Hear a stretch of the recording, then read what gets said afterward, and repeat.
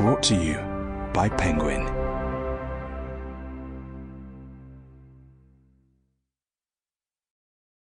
Grave Secrets by Alice James. Read by Alice James. Chapter 1. That very night I planned to raise Breeden Havers from the dead. He was the oldest corpse in the cemetery, and I've always liked a challenge. I knelt in the damp grass of the graveyard and sprinkled a generous circle of salt around the headstone. A wide margin is crucial. Tree roots and moles move things around, and it's always disappointing when your zombie comes up missing a limb.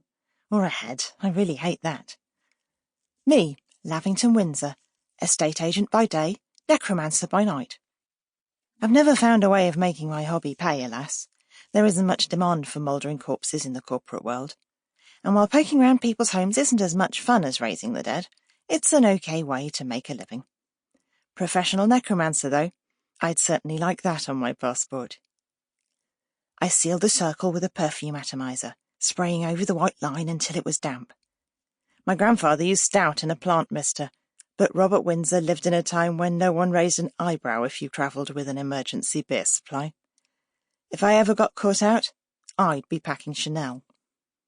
I added a few drops of blood, even though I probably didn't need them. Practice makes perfect, they say, and I'd done this almost every day since I turned 8. I have to. It's a compulsion, and I don't think I'll ever be free of it.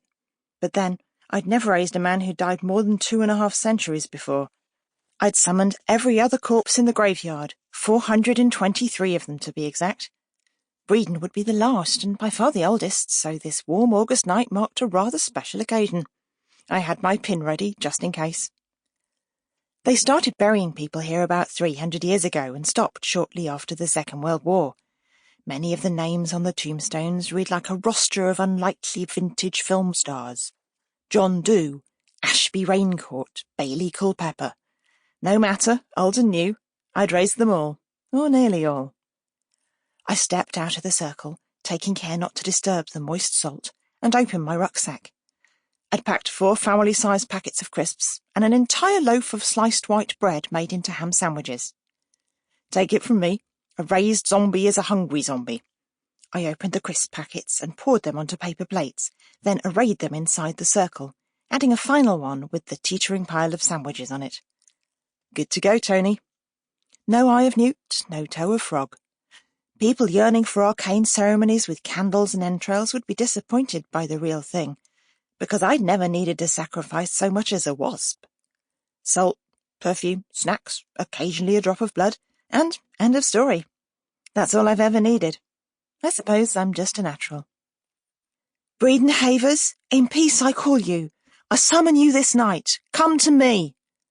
The words weren't necessary, but they gave me a little oomph, probably not a million miles from a weightlifter grunting as they hefted the bar. Words or not, Breeden Havers came. He stepped out of the earth with a firm stride, nothing tentative about him, and looked around with a watchful air. I could have cheered. He was beautifully intact, not a digit missing, not a mouldering limb in sight. My first thought was how perfect he was for a zombie, and my second just how tall he must have been among my short English ancestors back in the 1750s. He had curly dark hair, big brown eyes, and a cheerful smile. He was wearing some kind of wide trousers and a long coat embroidered with peacocks. Sometimes when I summon, there's nothing in there, no soul, just a body compliant but empty. I let them go straight away. Nature abhors a vacuum, they say, but demons love one, and a nice unoccupied body walking about, that would be irresistible. Mostly there's at least a wisp of character left, but not one of my resurrected corpses had strode into the world like they were ready to ask for my vote. I beamed at Breeden. Hi, I'm Lavington. He looked just a tad taken aback and bowed very slightly. Havers, Breeden Havers. Delighted to make your acquaintance, Mistress Lavington. His voice was a pleasing baritone, and his English accent could have cut glass. He was in perfect nick, as though he hadn't spent 3 minutes in a mouldering tomb, let alone 3 centuries. Such a shame I couldn't show him off to the world.